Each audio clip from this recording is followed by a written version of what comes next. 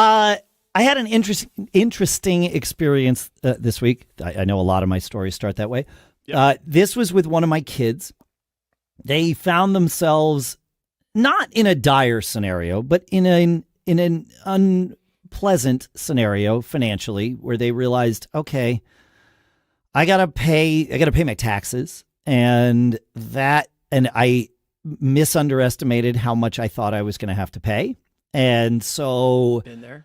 Yep, same, right? And so they said, and I'm like, well, do you have the money, or do you need to like figure that out? They're like, no, I have the money, but it means I can't, if I'm responsible about this, and I don't want to like sink myself deeper into, say, bad debt, like credit card debt, it means that I got to cancel this trip that I was going to take next month or in 2 months or whatever. Sure. And I was like, okay. And this was not a happy moment, right? As you might imagine. Yeah. And especially for a young person that correct is getting their head around this kind of stuff. Yes, exactly. A 20-something human. Yeah. Yes. And we've all been there, or if we haven't, you will be. Trust me. And my dad instinct was, well, I could just write a check and solve this problem for you. But I knew that would actually not help. And my child also knew that wouldn't help. They weren't asking for that. They weren't even beating around the bush for that. Yeah, it was good for them. Yeah. Yes, right. Which I consider like great. It's the right thing. And they were like, nope, I need to make some changes. I need to figure out how to earn more. I know that I have time that I can leverage to do that. And I need to go and actually apply myself in that time. I'm not where I want to be at this point, et cetera, right? And it was like, and they said, I want to feel like I'm proud of myself. And right now I feel the opposite of that. And I said, well, powerful statement right there. That is a powerful statement. And I said, I know exactly how, I don't know exactly. I have felt similarly, but I'm proud because I'm like, proud's the wrong word. I'm actually excited because I know that those moments where you are faced with two options and you have to choose, and one of them is a much harder pill to swallow in the short term than the other, and you choose the difficult one, like that is a fundamental thing that will potentially pay dividends for the rest of your life. That feeling it's like, remember this feeling. And I don't even have to say it, because when we're in those scenarios, we definitely are going to remember this feeling. It's painful. It's unpleasant, and you don't want to ever be there again. And that desire to never be in that position again. I was talking, how do I put that chip on my shoulder several weeks ago? What a way to put the chip on your shoulder, right? And that can fuel you for a very, very long time. And so I was like, oh man, this is great. Like they're already doing fine. It's not like they're destitute or like things are going well. It's just not as well as they would like to lead the life that they want to lead.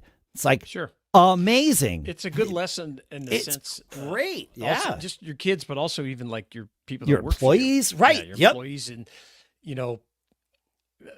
I used to joke around, and it's kind of not a joke. It's often true. Managers, most of their solutions involve hiring more people because that solves an immediate problem. Hey, we can't get this work done. Or our quality dropped, or we're not getting the calls back.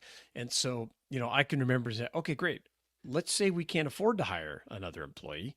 What are the other solutions? Where are we either going to cut something out or improve a process? Or it's much more difficult.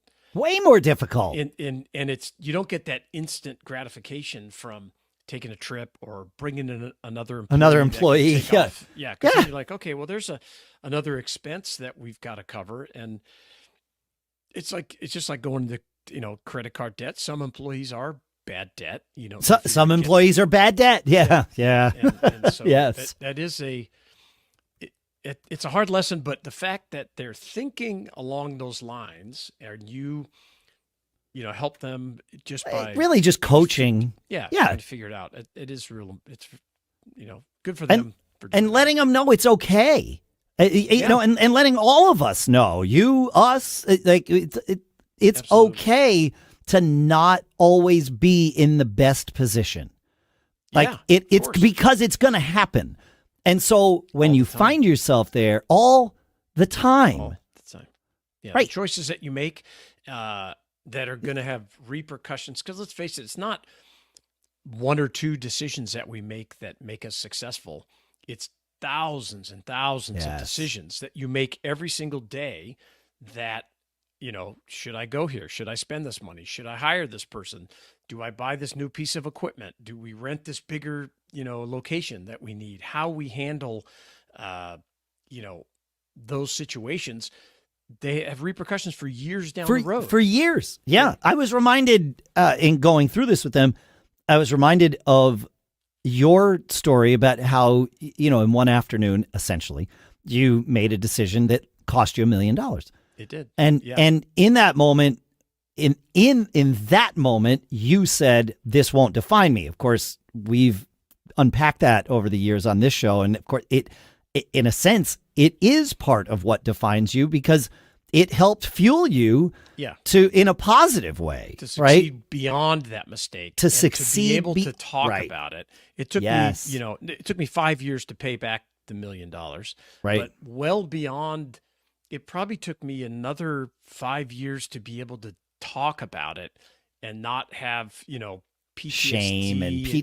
PTSD. I Yeah, was right. totally ashamed of it. Yes. But I was fueled, and I had great support by my spouse and everything. Yeah. So, and I'm a story guy, so I knew I couldn't just go bankrupt. I had to pay it back. I made, a mistake and bad decision and go. So at the time, I can, like I said, I can talk about it in a calm manner. At the time, it was panic. But as I bought myself more time and went through it, I realized this is going to have, yes, it can't be my defining moment of failure.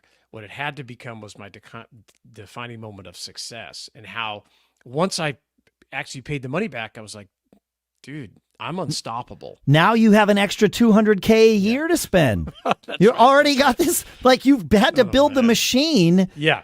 That was bigger than you needed it to be. Correct. I had to grind all that much harder, and then I kept doing that, and it paid off. And just the lessons that you learn about, decisions about yourself. Yeah, absolutely. Yeah. So I was very much reminded of you yesterday when I was sort of coaching them through this. I'm like, well, this is, and we've all had those moments. You don't necessarily need to lose or cost yourself $1 million to find that fuel. Don't do that. Don't intentionally do that. And don't intentionally do any of this. You'll do it anyway. It'll happen anyway. Some people spend their life building wealth, and other people spend their life building debt. Yeah. And to make it look like they have wealth. And if you can understand that and give up that quick gratification that all of us as humans want. I want it just as much as everybody else. It's or more fundamental to our nature. Yes.